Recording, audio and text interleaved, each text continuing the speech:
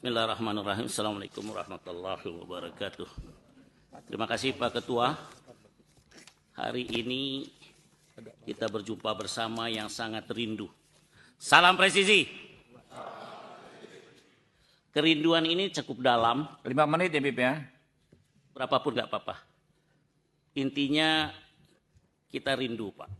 Kalau bahasa kampung saya itu di Kalsel kaganangan dengan institusi Polri yang kita cintai. Saya coba sentuh Kapolda saya ada di sini. Mana Pak Yuda? Mantap ya. Terima kasih. Saya sampaikan apresiasi ya karena materi ini begitu lengkap, begitu sempurna ya. Dan catatan-catatan juga begitu dalam. Arti kita atensi benar kepada institusi yang kita hargai dan kita hormati. Selanjutnya ada beberapa hal yang masuk yang ingin saya sampaikan. Saya ingin menyampaikan Polda saya dulu Pak sebagai laporan ke Bapak ya. Pertama, apresiasi kinerja jajaran Polri dalam penanganan perkara di 2025. Kemarin yang data saya terima Pak ya, capaian penegakan hukum 248076 kasus dengan crime clearance ya, plus 76,22%, arti tingkat penyelesaian perkara itu cukup bagus. Secara khusus saya juga apresiasi kepada Polri ya, khususnya saya ingin sampaikan Pak di Kalimantan Selatan. Sepanjang tahun 2025 Polda Kalsel mencatat 5.538 kejadian gangguan Kamtipnas dan turun 2,76% dibanding tahun 2024, 6.951 kejadian. Kalau saya lihat semuanya menunjukkan tren menurun. Saya pikir kita applause ya buat Kapolda Kalsel ini. Ya. Kejahatan konvensional turun 6,71%, kejahatan transnasional turun 7,57% dan kejahatan terhadap kekayaan negara turun 4,76%. Hal ini mencerminkan keberhasilan Polda Kalsel Pak dalam menjaga kondisivitas wilayah penegakan hukum yang lebih efektif ya. Saya pikir perlu kita sambut dengan pantun bunga melati harum baunya. Cakep. Tumbuh rapi di tepi negeri. Cakep. Kami apresiasi kerja dan upaya Kapolri memimpin dengan dedikasi tinggi ya. Nah, pada kesempatan yang baik ini izin juga saya mencermati beberapa hal. Pertama adalah soal judi online Pak. Saya masuk yang ke penyakit masyarakat aja Pak. Kalau dari PPATK transaksi judi online ini di tahun kemarin memang turun Pak. Ya. Saya udah banyak dialog dulu dengan Kabarreskrim zamannya Pak Widada ya.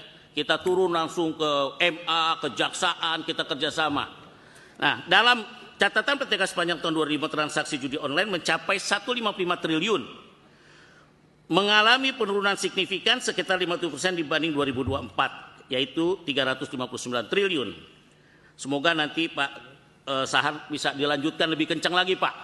Jadi penyakit benar-benar di judi online ini. Namun demikian dampak judi ini sangat luas. Pada kuartal pertama 2024 kita mencatat lebih 1 juta pemain judi online di Indonesia dengan mayoritas plus 7% berasal dari golongan penghasilan rendah. Ternyata yang hobi itu Pak justru yang penghasilan rendah, menghayal dia. Ingin dapat.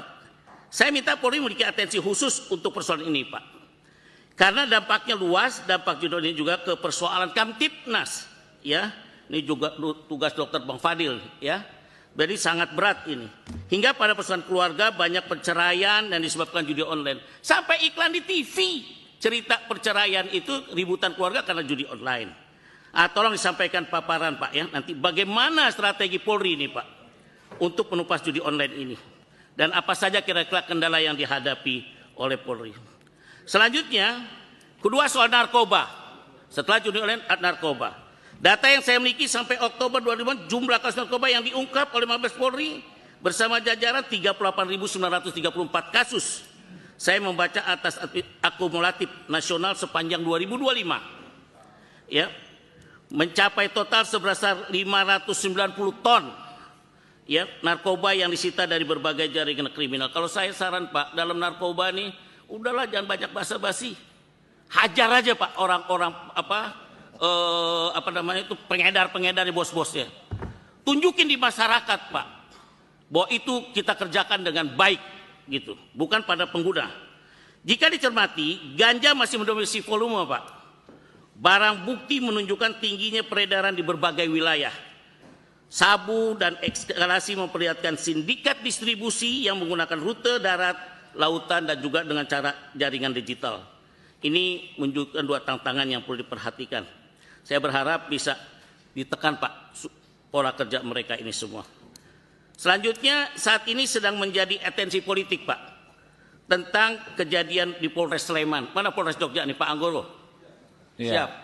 Ya, yaitu Hogi Minaya, seorang suami yang mencoba bela istrinya saat dijamret. Malah ditahan suaminya. Nah, ini bagaimana ceritanya? Ya, apakah ada mensrea dari Hogi ini sehingga harus diproses pidana? Terakhir, Pak Ketua, saya dari PKS ingin menyampaikan, saya juga memikirkan pandangan Polri berada di bawah Presiden langsung, Pak. Saya ulangi lagi kalimat ini bukan basa-basi, bukan cari muka, bukan ingin ada kepentingan lain. Memang sepantasnya lah Polri di bawah Presiden.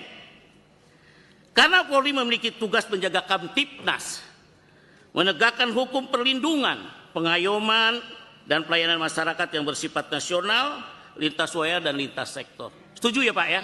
Iya. Oke. Sementara Pak, kementerian atau kalau yang saya dengar Kemendagri aja misalkan, secara prinsip adalah Kementerian Administrasi Pemerintahan Daerah yang fokus pada otoda, tata kelola, Pemda, dan penduduk, Adminduk. Oleh karenanya menempatkan Polri di bawah kementerian atau Kemendagri tidaklah tepat karena akan berpotensi menyempitkan tugas Polri menjadi instrumen administratif. Ya. Padahal tugas Polri menuntut netralitas dan jangkau nasional dan kewenangan penegakan hukum yang tidak boleh terikat kepentingan lokal. Saya pikir Ketua, ini kalimat inti Abu Bakar dan PKS menyampaikan poin penting karena saya yakin dari tim reformasi memang dalam waktu dekat akan mengumumkan hasilnya. Oleh karena kami di DPR merasa berkepentingan menjaga mitra kami dan kita berharap berjalan lebih baik lagi. Pergi ke hutan mencari rotan. Cakep. Rotan di raut menjadi anyaman. Cakep. Hukum tegak untuk semua kalangan. Cakep. Keadilan tegak untuk seluruh lapisan. Salam. Saya rasa ini yang saya sampaikan Pak Ketua. Semoga nanti dimasukkan dalam keputusan Pak Ketua.